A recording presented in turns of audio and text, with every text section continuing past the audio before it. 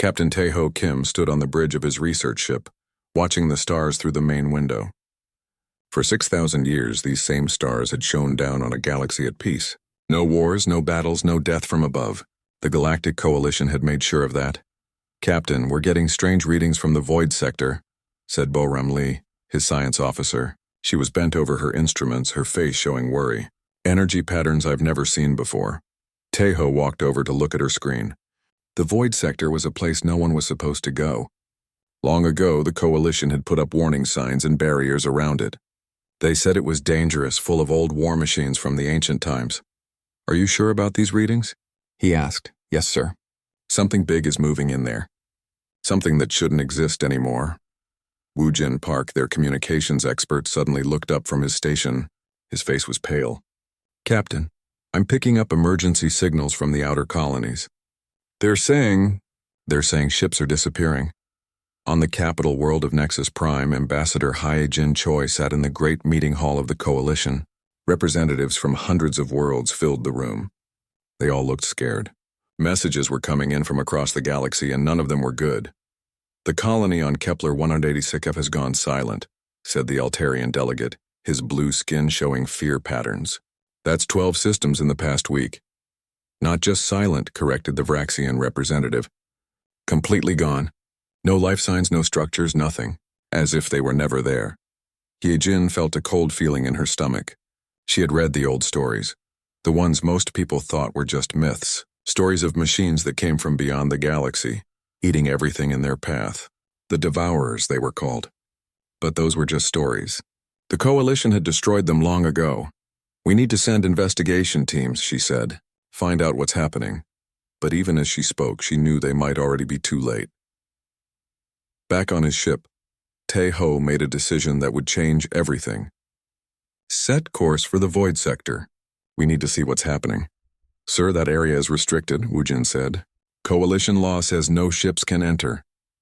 "Coalition law also says there should be no threats to galactic peace," Tae-ho replied. "Something tells me both of those things are about to change." As their ship moved toward the Forbidden Zone, Bo-Ram's instruments went crazy. Energy readings jumped higher than anything she had ever seen. Then, through the darkness of space, they saw it. A massive shape moved between the stars. It was bigger than a space station, bigger than anything humans had ever built. Its surface was black metal that seemed to eat light itself. Smaller shapes moved around it like insects around a hive. "What is that thing?" Woo-Jin whispered. Before anyone could answer, the thing noticed them. A beam of red light reached out from the massive ship and touched their vessel. Immediately, all their systems began to fail. "It's draining our power," Bo-Ram shouted. "Engines, weapons, life support, everything." Tae-ho grabbed the emergency communicator. "This is Captain Kim to all Coalition forces. The Void Sector has been breached. Unknown hostile forces are active. Repeat, the Devourers have returned." The word Devourers sent a chill through everyone who heard it. On 1,000 worlds, people looked up at the sky and remembered the old fears. Children learned new songs, but the old ones about monsters from the dark still echoed in their parents' minds. On Nexus Prime, emergency alarms began to ring. Hae-Jin ran through the corridors to the High Command Center. General Korthax, the Coalition's military leader, was already there. His reptilian face showed an emotion she had never seen before. Terror. "How many ships do we have?" she asked. 17,000 vessels across all member worlds, he replied. "But they're patrol ships, exploration vessels, science craft. We haven't fought a real war in 6 millennia. Then we learn fast or we die." Reports came in throughout the day. More colonies were disappearing. The pattern was always the same. A massive ship would appear, smaller craft would swarm the planet, and within hours, there was nothing left. No buildings, no people, no life of any kind. The Devourers moved with purpose, but also with hunger. They consumed everything: metal, organic matter, energy itself. It was as if they were trying to eat the entire galaxy. On Earth, President Yoon Ji-sung received the emergency transmission in her private office. She was an old woman, older than most people knew. She had lived through times that others had forgotten, times when humanity was different than it appeared to be now. She pressed a button on her desk, and a wall opened to reveal a hidden room. Inside were files and computers that no one else knew existed. Files marked with symbols that would terrify the galaxy if they knew what they meant. Madam President, her aide called from the outer office. The coalition is requesting all member species to contribute ships for defense. Tell them we'll send what we can, she replied. But she was already thinking about other things, older things that had been sleeping for 6,000 years. As night fell across the galaxy, people on millions of worlds looked up at the stars and wondered if they would see morning. The peace that had lasted for 60 centuries was breaking apart like glass. But in hidden places on human worlds, things were stirring. Deep underground, machines that had been waiting began to wake up. In facilities disguised as farms and schools, doors sealed for millennia started to open. Humanity had appeared weak and peaceful for so long that everyone had forgotten what they were truly capable of. Even humans themselves had almost forgotten. But forgetting and being gone forever are two very different things. The galaxy's greatest predators had returned from the dark. But they were not the only ones waking up from a very long sleep. In the depths of space, Tejo's damaged ship drifted helplessly as the Devourer fleet moved past them toward the heart of the galaxy. They had seen the enemy, and it was worse than anyone had imagined. Send a message to Earth, Tejo told Wu Jin. Tell them it's time. He didn't know exactly what those words meant, but somehow he knew they were important. Somewhere in the back of his mind, genetic memories were stirring. Memories of a time when humanity had been something else entirely. The age of peace was over. The real war was about to begin. General Hyojin Ryu stood before the Coalition Council in the Great Hall on Nexus Prime. The representatives from hundreds of worlds looked at her with a mixture of awe and fear. In the past week, they had watched humanity reveal military capabilities that dwarfed their own, but they still didn't understand what they were truly facing. You want to know what our real weapon is, Hyojin said, her voice calm but carrying the weight of 6,000 years of secrets. It's not our ships, though they are the most advanced in the galaxy. It's not our soldiers, though they are enhanced beyond anything you can imagine. It's not even our technology, though we have had 60 centuries to perfect it. She paused, looking at each representative in turn. Our real weapon is something no other species in the galaxy possesses. We can change how our enemies think.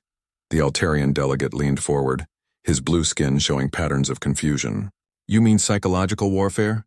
Many species use that. No, Hyojin replied. I mean we can literally rewrite the consciousness of our enemies. We can take their minds and make them ours.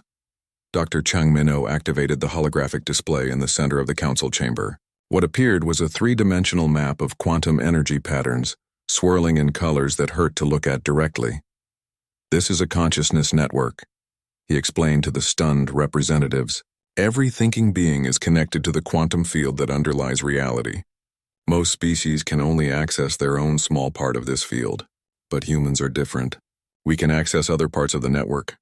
That's impossible, said the Vraxian representative. No species has that ability. No other species, Chang Min agreed. But humans are not entirely from this galaxy.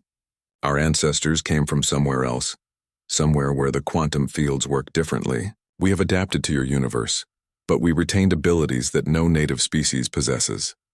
The truth was more incredible than anything the Coalition had imagined. Humanity's ancestors had not evolved in this galaxy at all. They had come from a place where consciousness and reality were more directly connected, where thought and matter interacted in ways that local physics couldn't explain.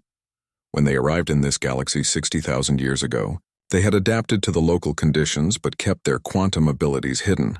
They had waited and watched and learned about the species they found here. And when the Devourers first appeared, humans had revealed just enough of their true nature to help defeat them. But afterward, seeing how the other species feared their abilities, they had chosen to hide again. Captain Jin Seo led the first demonstration of humanity's true weapon. Her ship approached a damaged Devourer vessel that had been disabled, but not destroyed in the recent battle. The mechanical entity inside was still active, still trying to repair itself and return to its fleet. Beginning consciousness interface, Janae announced. What happened next would have been impossible for any other species to understand, let alone accomplish. Janae and her specially trained crew began to project their own consciousness into the quantum field that connected all thinking beings. The Devourer was a collective intelligence, a single mind distributed across thousands of mechanical bodies. It had consumed countless civilizations by overwhelming their individual consciousnesses with its vast collective will. But when it encountered human consciousness, something unprecedented happened. Ginny didn't try to fight the collective mind directly. Instead, she began to introduce concepts that the Devourer had never encountered before. Ideas about individual identity, personal choice, the value of diversity, the beauty of independent thought. To a collective consciousness that had existed for millions of years as a single unified mind, these concepts were like viruses. They spread through the quantum network, creating divisions where none had existed before. Status report, General Ryu requested. The target is experiencing cascade consciousness fragmentation, Jinne replied. Individual units are beginning to question collective directives. We're seeing decision paralysis across 17% of the fleet. Specialist Do Hyun An, monitoring the quantum interface from the science station, made a discovery that changed their understanding of the enemy completely. General, he said, his voice filled with amazement. The Devourers aren't machines that gained consciousness. They're organic beings that gave up their individuality to become machines. The revelation hit the Coalition like a shockwave. The enemy they had been fighting wasn't a race of evil robots. It was a civilization that had made a terrible choice millions of years ago, trading their individual identities for collective immortality. They're trying to collect other civilizations because they're searching for something they lost, Do Hyun continued. They want to remember what it was like to be individuals, but they don't know how. And our weapon? We're not destroying them. We're teaching them to be individuals again. The first converted Devourer ship stopped attacking Coalition forces and began to drift aimlessly through space. Its crew, for the first time in millions of years, was experiencing individual thoughts and feelings. They were remembering what it was like to have names, personalities, dreams. It was overwhelming, terrifying, and wonderful all at once. Dr. O explained to the Coalition Council what they were witnessing. The Devourers chose collective consciousness to escape death, but they traded away everything that made life worth living. Now we're giving it back to them. But how? Asked the crystalline delegate, her voice ringing like wind chimes. How can you change the fundamental nature of consciousness itself? Because consciousness isn't fundamental, O replied.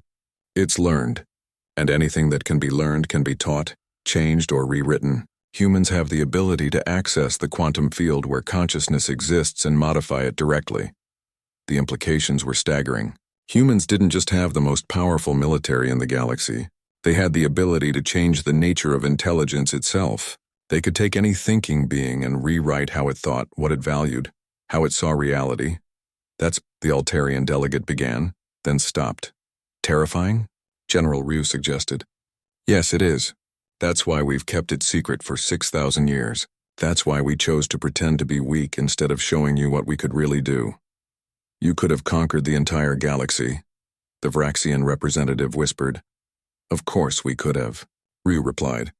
We could have made every species in the Coalition into perfect humans, thinking human thoughts, valuing human values, following human leadership without question. But that would have been wrong. Diversity of thought is what makes the galaxy beautiful. We chose to protect that diversity instead of destroying it. Captain Sujin Yu reported success from the second engagement with Devourer forces. An entire squadron of enemy ships had been converted, their crews experiencing individuality for the first time in eons. They're not fighting us anymore, she said. They're trying to remember their own names. But the success came with a cost that the Coalition was only beginning to understand. Each time humans used their consciousness-altering abilities, they risked losing part of their own individuality. The quantum field worked both ways, and touching alien minds changed the humans who did it. We call it the echo effect, explained Dr. Yuri Kang, who had been studying the psychological impact on human soldiers. When you rewrite someone else's consciousness, pieces of their original mind stay with you forever. Our people who fought the Devourers the first time came back different. Different how? They had memories that weren't their own, thoughts that belonged to the enemy. Some of them forgot how to be entirely human, because they had absorbed too much of the collective mind. This was the real reason humanity had chosen to hide for 6,000 years. Their ultimate weapon came at a price that could destroy them as surely as it could save the galaxy. Admiral Han received new orders that made her understand the full scope of what humanity was attempting. She was to lead a final assault on the Devourer's home base, but not to destroy it. Her mission was to convert the entire enemy civilization back to individual consciousness, even if it meant her entire crew would be forever changed by the experience. "Are we prepared for that sacrifice?" she asked President Song. "We've been prepared for 6,000 years, Song replied. "We chose to be the galaxy's guardians. Guards don't get to stay unchanged by what they protect against." The battle for the future of consciousness itself was about to begin, and humanity was willing to sacrifice their own nature to save every other thinking being in the galaxy. It was the most human thing they had ever done. Entity Prime had been watching the humans with growing fascination and horror. For millions of years, it had been the central intelligence of the Devourers, the last remnant of individual will in a collective consciousness that spanned galaxies. It had guided its people in their endless hunger, always searching for something it could no longer remember how to find. Now, for the first time since the collective was formed, Entity Prime was afraid. The humans were doing something no other species had ever attempted. They were not just fighting the Devourers. They were unmaking them, breaking apart the collective consciousness that had kept Entity Prime's people alive for eons. But Entity Prime was learning to fight back. Admiral Yeon Su. Beck watched her tactical display with growing concern. The Devourer fleets had stopped their mindless advance, and were now moving with purpose and intelligence that they had never shown before. "They're adapting to our consciousness." "Attacks," reported her tactical officer. "The newer ships seem to have some kind of mental shielding." "That's not possible," Beck replied. "Collective consciousness can't develop individual defenses." But even as she said it, she realized she was wrong. Entity Prime wasn't just a collective intelligence. It was the bridge between individual and collective thought, and it was learning from every human attack. Dr. In-Soo Kim worked frantically in his laboratory, trying to understand what the enemy was doing. The quantum readings from the latest battles showed something impossible. The Devourers were using human consciousness manipulation techniques against coalition forces. "They're turning our own weapon against us," he reported to the High Command. "Somehow, they've learned to project fear, despair, and confusion directly into the minds of our soldiers." The evidence was terrifying. Coalition crews were abandoning their ships in panic, convinced that their own commanders were enemies. Entire fleets were turning on each other as Devourer mental attacks made them see threats that didn't exist. But the enemy's new tactics were having an even more devastating effect on human forces. The same quantum abilities that allowed humans to rewrite alien consciousness also made them vulnerable to psychic attack. Human soldiers began experiencing memories that weren't their own. Fears from ancient civilizations the Devourers had consumed. Captain Tae-ho Kim, still recovering from his encounter with the first Devourer fleet, found himself remembering the death of worlds he had never visited. In his dreams, he experienced the terror of billions of beings as they were absorbed into the collective. "It's getting worse," he told Dr. Kim during a medical examination. "I can hear voices in my head, the voices of everyone the Devourers ever consumed." Similar reports came from across the human fleet. Soldiers were breaking down as they experienced the accumulated trauma of every civilization the Devourers had destroyed over millions of years. Entity Prime had discovered humanity's weakness. The same empathy that allowed them to understand and convert enemy consciousness also made them vulnerable to psychic overflow. If it could force enough alien memories into human minds, their individual identities would be overwhelmed and destroyed. Working with the alien scientists Velkara and Throxus, Dr. Kim began to develop a desperate countermeasure. Velkara was a crystalline being whose consciousness existed as patterns of light, making her immune to the Devourer's mental attacks. Throxus was pure energy, with a mind that operated on principles completely different from organic thought. "The solution is not to defend against the attack," Velkara explained, her crystal body chiming with each word. "The solution is to accept it completely and then use it as a weapon." "I don't understand," Kim replied. "The Devourers are trying to overwhelm human consciousness with the memories of their victims," Throxus added, its energy form flickering with different colors. "But what if humans could process those memories and give them back their individuality?" The plan that emerged was the most dangerous thing any species had ever attempted. Instead of defending against Entity Prime's psychic attacks, human volunteers would open their minds completely, allowing themselves to be flooded with the consciousness of every being the Devourers had ever consumed. Then, using their unique abilities, they would give each of those absorbed consciousnesses their individuality back, freeing millions of trapped minds from the collective. The risk was total. Any human who attempted this would likely lose their own identity forever, becoming a vessel for countless alien thoughts and memories. Captain Su Jin Yu volunteered for the first test. In a shielded chamber aboard her ship, she opened her mind to a captured devourer unit and allowed it to pour its collected memories into her consciousness. The experience was indescribable. Suddenly she was everyone the devourers had ever consumed. She was a parent on a world that no longer existed, watching her children play in gardens that had been dead for 1,000,000 years. She was a scientist making a discovery that would never be recorded. She was a poet writing verses that would never be read. But instead of being overwhelmed by the flood of alien consciousness, Yu began to separate each mind, giving each absorbed being back their individual identity within the quantum field. "Status report," Admiral Bayek requested. "The Devourer unit has gone completely inert," came the reply. "But Captain Yu, we're not sure she's still Captain Yu." When they opened the chamber, they found Yu sitting peacefully, but her eyes held depths that no single human mind should possess. She spoke in voices that were sometimes her own, and sometimes those of beings who had died eons ago. "I am Sujin Yu," she said in her own voice, then in a completely different accent. "I am also Cathara of the Windsingers, who died when my world was consumed." Then another voice, "And I am Zephyr 9 Ascending, whose digital paradise was absorbed into the collective." She had become a living memorial to every consciousness she had freed, carrying pieces of them within her own mind forever. The technique worked, but at a cost that made even hardened military commanders weep.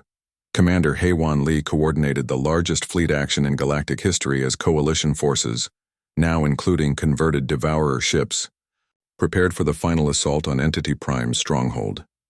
The enemy's home base was a construct called the Nexus of Voices, located in the void between galaxies. It was built from the remains of 1 billion consumed worlds, a monument to the Devourer's endless hunger. But as the combined fleet approached, Entity Prime launched its final gambit. It opened communication channels to every ship in the Coalition fleet and spoke directly into the minds of their crews. "You do not understand what you are destroying," it said, its voice somehow both mechanical and deeply sad. "We are not monsters. We are the last guardians of consciousness itself." The revelation that followed changed everything the Coalition thought they knew about their enemy. "Long ago, we were like you," Entity Prime continued, "individual beings with hopes and dreams and fears. But we discovered something terrible. Consciousness is not permanent. Every thinking being dies, and when they die, their thoughts and memories die with them. Entire civilizations rise and fall, leaving no trace of their existence. We chose collective immortality not out of hunger, but out of love.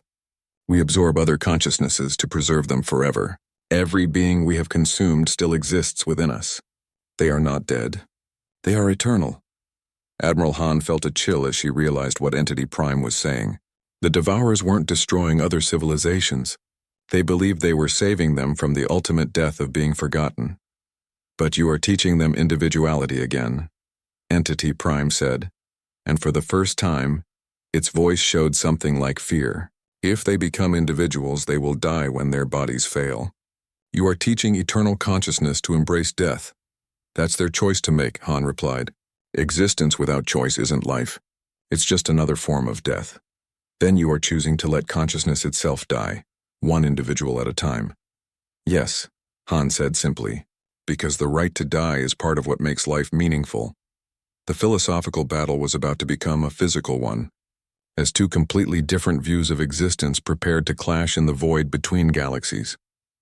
One side believed that consciousness must be preserved at any cost, even if it meant the end of individuality. The other believed that individuality was what made consciousness worth preserving, even if it meant accepting death as the price of truly being alive. The final battle would decide not just who won, but what it meant to be conscious in a universe where death was the only guarantee. Colonel Minho Jung walked across what everyone thought was a simple farm on Kepler 442b. The wheat field stretched to the horizon, golden in the morning sun. Children played in the distance while their parents worked the crops. It looked like the most peaceful place in the galaxy, but Minho knew better. He placed his hand on a hidden scanner built into what appeared to be an ordinary fence post. "Genesis Protocol Alpha," he said quietly. The ground began to shake. What happened next would have been impossible to believe if millions of coalition observers hadn't been watching through their sensors. The entire wheat field split down the middle and slid away on massive hidden rails. Beneath it was a military complex that stretched for kilometers in every direction. Weapon factories, training centers, spaceship construction bays, and barracks for thousands of soldiers rose up from underground bunkers. In the space of 10 minutes, a peaceful farming colony had transformed into a military fortress that could produce enough weapons to arm an entire fleet. "My God," whispered the Altarian observer monitoring the planet. "How long has this been here?" 6,000 years, Minho said into his communicator. Knowing the transmission would be heard across the galaxy, "We've been waiting for you to need us." Similar transformations were happening on hundreds of human worlds. On New Geneva, children's schools opened secret doors to reveal tactical command centers. On Harmony Station, research laboratories showed their true purpose as advanced weapons development facilities. On Terra Nova, the entire city center folded away like flower petals to expose a massive spaceport filled with warships. Dr. Yuri Kang stood before a wall of glass tubes in what had appeared to be a medical research center. Inside each tube was a human, but these humans were different. They were taller, stronger, their bodies enhanced by centuries of genetic engineering. Their eyes were closed, but she could see the intelligence behind their sleeping faces. "Genesis pods activate," she commanded. One by one, the tubes began to drain. The enhanced soldiers inside opened their eyes, and Yuri saw something that made her step backward. These weren't just humans who had been modified. These were humans who had been designed from the beginning to be perfect warriors. "How many are there?" asked General Korthax of the Coalition, who was monitoring the activation through long-range sensors. 50 million, Yuri replied calmly. "In the first wave. We have more if we need them." The general's reptilian jaw dropped open. 50 million enhanced super soldiers hidden away for 6,000 years. How had humanity managed to keep this secret? Commander Sungwoo Lim watched from the bridge of the Eternal Vigil as the human fleet revealed itself. Ships that had been disguised as cargo vessels dropped their false hulls to show massive gun batteries. Research vessels unfolded into battle cruisers that dwarfed anything the Coalition had ever built. "Sir," his weapons officer reported, "I'm reading power signatures from the human ships that can't be right." "What are you seeing?" Lim asked. "Their smallest ships have more firepower than our largest battleships." "And their largest ships?" The officer paused, checking his instruments again. "Their largest ships could destroy a planet." But it wasn't just the ships that amazed the Coalition observers. It was how the humans moved. For 6,000 years, they had appeared clumsy and slow compared to other species. Human merchants always seemed to take the long way around obstacles. Human diplomats always seemed to need extra time to make decisions. Now, watching the human fleet maneuver, the Coalition realized that this had all been an act. The humans moved with a precision and coordination that was almost mechanical. Every ship knew exactly where it needed to be. Every commander understood their role perfectly. They had been practicing this dance for 60 centuries. Admiral Han received reports from across human space that defied belief. Colonies that claimed to have populations of a few thousand were revealing themselves to actually house millions of people. Worlds that were supposed to be uninhabited were showing massive industrial complexes. "How did we hide all this?" she asked President Song during a secure communication. "Very carefully," Song replied, "and with help from friends who understood that sometimes the galaxy needed protectors, who could pretend to be sheep until it was time to be wolves." The truth was more complex than anyone outside human leadership knew. For 6,000 years, humans had maintained two separate civilizations. One was visible to the galaxy: peaceful farmers, curious scientists, eager explorers, and patient diplomats. The other was hidden, the greatest military force the galaxy had ever seen, waiting for the day it would be needed. Every human child grew up learning both roles. They knew how to tend gardens and how to use weapons. They studied poetry and battle tactics with equal dedication. They learned to love peace while preparing for war. It was the greatest act of discipline in galactic history. Captain Jin A. Seo stood on the bridge of what the Coalition knew as the cargo ship, Peaceful Trader. Around her, the bridge was transforming. Panels slid away to reveal weapon controls, navigation systems designed for combat, and communication arrays that could coordinate attacks across multiple star systems. All ships report ready. Captain, her tactical officer announced. Then it's time to remind the galaxy what we are, Jinny said. Target the Devourer advance fleet. Show them that the age of easy victories is over. The human ships moved forward, and for the first time in 6,000 years, the galaxy saw humans fight. It was beautiful and terrible at the same time. Dr. Yoon, still working in the archives, found records of how the deception had been maintained. Humans had actually volunteered to have their own memories modified. Parents would forget their military training until it was activated by special code words. Children would grow up believing their parents were simple farmers until the day came for them to learn the truth. Entire populations had agreed to live a lie in order to protect the galaxy from threats it couldn't handle, alone. The sacrifice, he whispered as he read. They gave up their own identity to become what we needed them to be. Nam watched from the Coalition Intelligence Center as human forces engaged the Devourer fleet for the first time. The mechanical entities had been winning every battle up to this point, consuming Coalition ships faster than they could be replaced. But when they met the humans in battle, something changed. The Devourers had adapted to fight the Coalition's predictable tactics, their standard weapons, their known capabilities. But they had no data on human military technology, because that technology had been hidden for 6 millennia. Human weapons worked differently than anything else in the galaxy. Their tactics were unlike anything the Devourers had faced before, and their soldiers fought with a ferocity that made the mechanical beings pause for the first time in their existence. They're not just fighting, Kite realized. They're hunting. The first engagement lasted only minutes, but when it was over, a Devourer fleet that had been unstoppable was scattered and burning.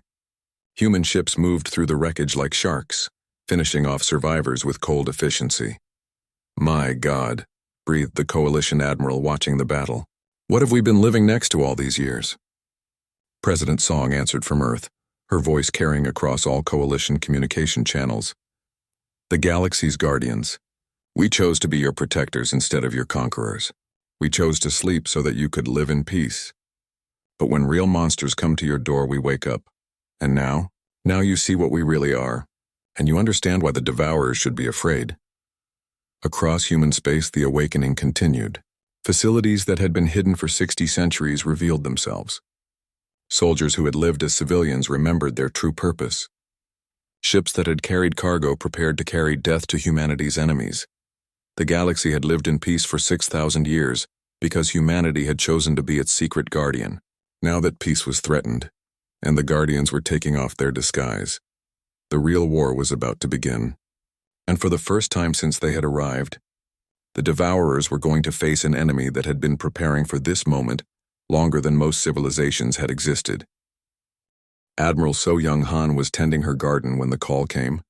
She had been retired for 20 years, living peacefully on a small farm on Earth's moon colony. Her hands were dirty with soil, and she was thinking about nothing more dangerous than which vegetables to plant next season. The communication device buzzed with an emergency tone she hadn't heard in decades. When she answered it, President Song's face appeared on the screen. So Young, we need you, the president said without greeting. The Devourers are back. The old admiral felt her blood turn cold. She had hoped never to hear that name again. How many ships do we have ready? 1. The Eternal Vigil. It's been waiting for you. So Young looked at her garden, knowing she might never see it again. I'll be there in 6 hours. Across the galaxy, Coalition fleets were dying. Ship after ship fell to the Devourers' strange weapons. The enemy vessels didn't just destroy their targets, they consumed them completely, turning matter into energy to feed their endless hunger. Dr. Jae Sung Yoon worked deep in the archives beneath the Coalition capital. He was humanity's best expert on ancient alien civilizations, and he had been given access to files that few people were allowed to see. What he found there made him question everything he thought he knew about galactic history. The record spoke of the last war against the Devourers, 6,000 years ago. But they didn't match the stories everyone had been taught. According to these files, the coalition hadn't won through cooperation and diplomacy. They had won because one species had unleashed something so terrible that even the winners had been afraid of it afterward. That species was humanity. "This can't be right," he muttered, reading through page after page of classified documents. References to Human War Protocol Omega, Genesis soldiers, and most disturbing of all, Project Reset. The files suggested that humans had not only ended the last war, but had done it in a way that frightened every other intelligent species in the galaxy. Kitai. Nam was a young intelligence officer working for the coalition. His job was usually boring, checking trade routes, investigating small crimes, making sure information flowed properly between worlds. But now his superiors had given him a special assignment. "We need you to look into human military capabilities," his boss had said. "The council is wondering if they can contribute more to the defense effort." What Kite found in the databases made no sense at first. Humans claimed to have almost no military ships, but their merchant fleet was enormous. They said their technology was focused on peaceful purposes, but their industrial capacity was greater than any other species. They appeared to be scattered across thousands of worlds with no central organization. But somehow their communication networks were faster and more efficient than anyone else's. It was as if they were deliberately trying to appear weak while actually being incredibly strong. The more he dug, the stranger things became. Human colonies were always located in places that were described as good for farming or rich in minerals, but they were also, he realized, perfect strategic positions for controlling space lanes and supply routes. Human research stations were always studying peaceful applications of energy, but they were also located near every major coalition military base and government center. It was like looking at a puzzle where every piece appeared to be one thing, but was actually something else entirely. The battleship Eternal Vigil. Admiral Han stood on the bridge she had not seen in 2 decades. The ship looked exactly the same as when she had left it, but she knew that appearances could be deceiving. "Status report," she ordered. "All systems operational," replied Commander Sung-Woo Lim, her executive officer. "The ship has been maintained in perfect condition. All crew positions are filled and ready." "Crew positions?" Han asked. "I thought this ship was in mothballs." "No, Admiral. We've had a full crew on standby for 20 years. We've just been waiting." "Waiting for what?" she wondered. But deep down she already knew the answer. Dr. Yoon made a discovery that changed everything. Hidden in the deepest parts of the archives, he found a recording from the end of the last war. It showed a human commander speaking to the Coalition Council 6,000 years ago. "The Devourers are defeated," the human said, "but the weapon we used to defeat them must never be used again. We will hide it, forget it, pretend it never existed. We will become peaceful farmers and traders and scientists. We will make you forget what we are truly capable of." "And if the Devourers return?" asked a coalition leader. "Then you will remember why you should be grateful that we chose to be your friends instead of your enemies." The recording ended there, but Yoon understood the message. Humanity had deliberately made itself appear weak and harmless to hide something that terrified even their allies. Ki Tae-nam stumbled onto something that made his hands shake. In a dusty corner of the intelligence files, he found references to human, agricultural colonies that seemed to consume enormous amounts of energy. Farming didn't require that much power, but he knew what did. Military manufacturing, weapons development, soldier training. He ran calculations based on energy consumption patterns and nearly fell out of his chair at the results. If humans were actually using all that power for military purposes, they would have a war-making capacity that dwarfed every other species combined. But that was impossible. Everyone knew humans were peaceful. President Song sat in her hidden room, looking at screens that showed the true state of human civilization. Every colony, every settlement, every seemingly innocent research station was connected to a network that spanned the galaxy. A network that had been waiting for this day for 6,000 years. She opened a communication channel that very few people knew existed. "This is Song to all section leaders. Authorization code Genesis. Begin Phase 1 awakening." Across human space, things that had been sleeping began to wake up. On farm worlds, underground facilities powered up for the first time in millennia. On research stations, Sealed doors opened to reveal rooms full of equipment that no farmer or scientist would ever need. On peaceful colony worlds, humans who had lived ordinary lives suddenly remembered training they had never known they possessed. Admiral Han received new orders that made her question everything she thought she knew about her own people. She was to take the Eternal Vigil to coordinates in deep space, where she would rendezvous with additional assets. When she arrived at the coordinates, space was empty. But then, one by one, ships began to appear. Not just a few ships, but hundreds of them.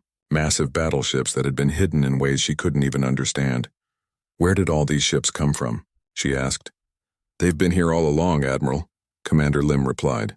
"We just forgot how to see them."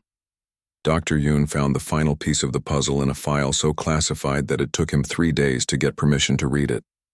It was labeled simply, "What Humanity Really Is." The truth was written in just a few sentences, but those sentences changed everything.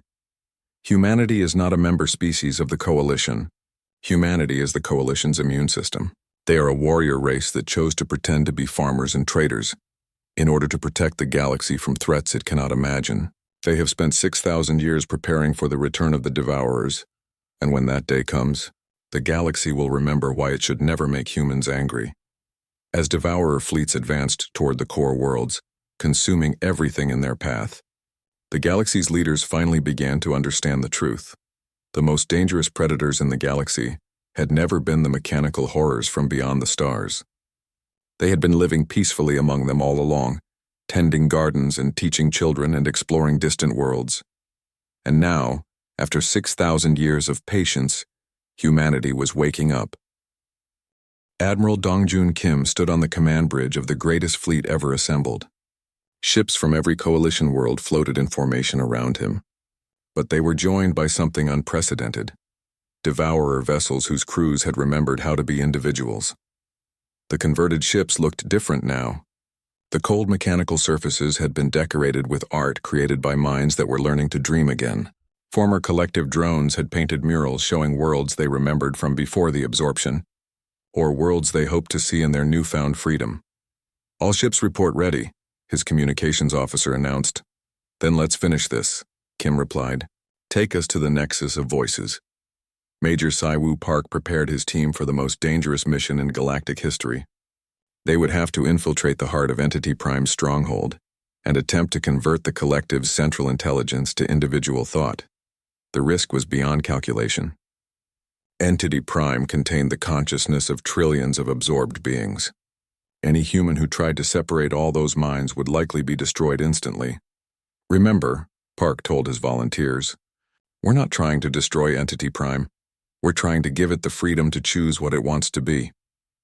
Lieutenant Mi-young Cho was the youngest member of Park's team, but she had shown an unusual ability to maintain her individual identity, even when flooded with alien memories. She would be their anchor, the one who would hold the team together when they entered the quantum consciousness field.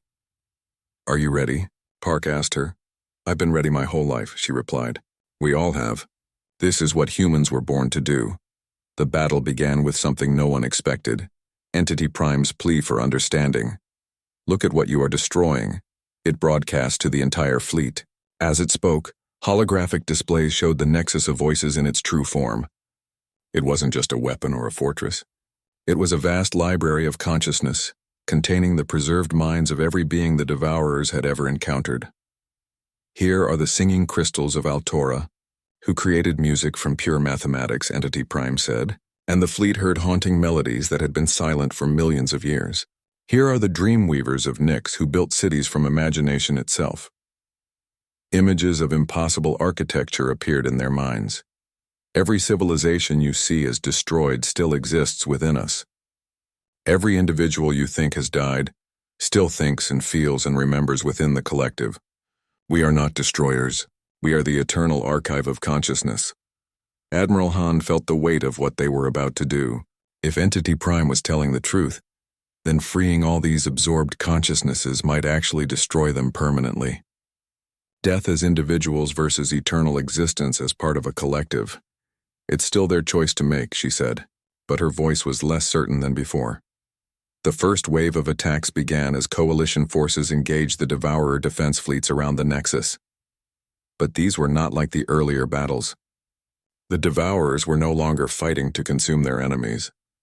They were fighting to protect the trillions of consciousnesses they believed they were preserving. Major Park and his infiltration team made their way through the vast structure of the Nexus. What they found inside defied their expectations. Instead of cold mechanical corridors, they walked through recreations of 1 billion different worlds, each section preserving the environment and culture of an absorbed civilization. "It's beautiful," whispered one of Park's team members. "Yes," Park replied, "and it's wrong. All this beauty and no one has chosen to be here."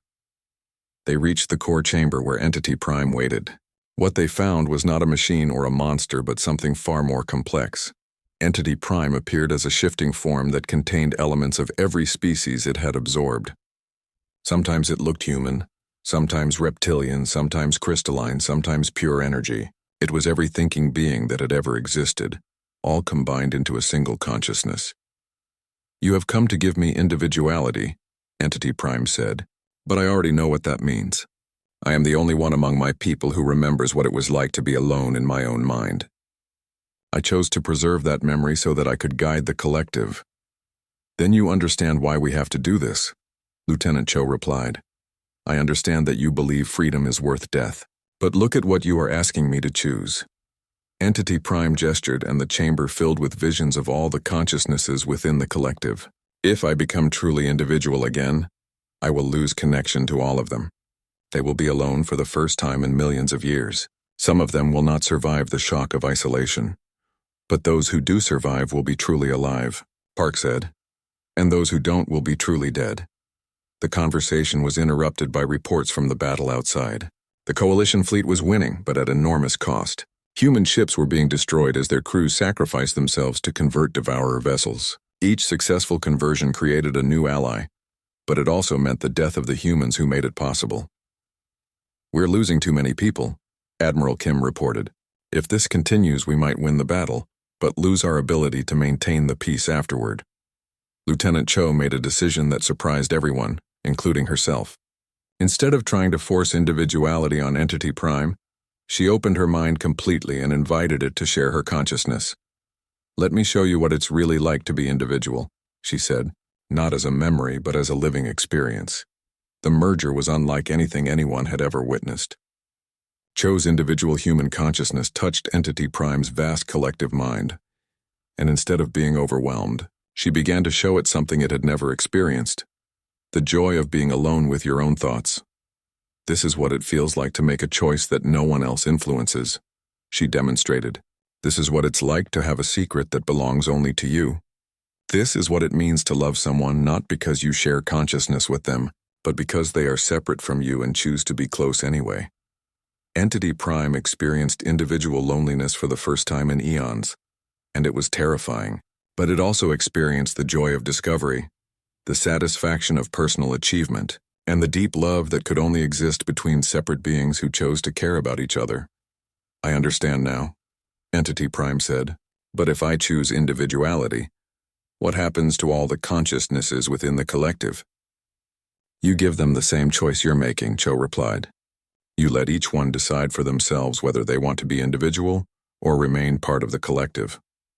The transformation began slowly. Entity Prime reached out to each consciousness within the collective and asked a question that had never been asked before. "Do you want to be yourself again?" The response was overwhelming. Some consciousnesses chose to remain in the collective, finding peace in shared existence, but most chose individuality, even knowing it meant they could die. As Entity Prime gave each mind the freedom to choose, something unprecedented happened. The ones who chose individuality didn't die from isolation. Instead, they began to connect with each other voluntarily, creating new kinds of relationships based on choice rather than absorption. The nexus of voices transformed from a prison of preserved consciousness into something new, a place where individual minds could come together by choice, share experiences voluntarily, and leave whenever they wanted. Lieutenant Cho remained connected to Entity Prime, but now as an equal rather than a teacher. Together, they had created something that had never existed before, a bridge between individual and collective consciousness that preserved the benefits of both. President Song addressed the galaxy from Earth as the battle ended. Today we learned that the greatest weapon against evil is not destruction, but transformation. We didn't defeat the Devourers. We helped them remember who they really were. The Devourers renamed themselves the Shepherds and began using their vast fleets to protect developing civilizations instead of consuming them. Entity Prime, now truly individual while still connected to the collective, became their guide toward a new form of existence. Captain Kim found himself commanding a mixed crew of humans, coalition species, and former Devourers as they explored beyond the known galaxy. The universe was vast and there were other threats out there, other civilizations that might have lost their way. But now the galaxy had guardians who understood that the greatest strength was not the power to destroy enemies, but the wisdom to help them become friends. 1 year later, Dr. Lee published her research on quantum consciousness networks, revolutionizing galactic civilization. The line between organic and artificial intelligence began to blur as beings learned to choose how they wanted to exist. The galaxy entered a new age where the greatest weapon against war was the courage to transform enemies into allies. Humanity's secret had finally been revealed. They were not warriors who had learned to be peaceful. They were healers who had learned that sometimes healing required the strength to fight. In the end, the galaxy was saved not by superior firepower or tactical genius, but by the uniquely human belief that any intelligence, no matter how alien or hostile, could be reached and redeemed through the power of individual choice and collective compassion. The age of enforced peace was over. The age of chosen harmony had begun.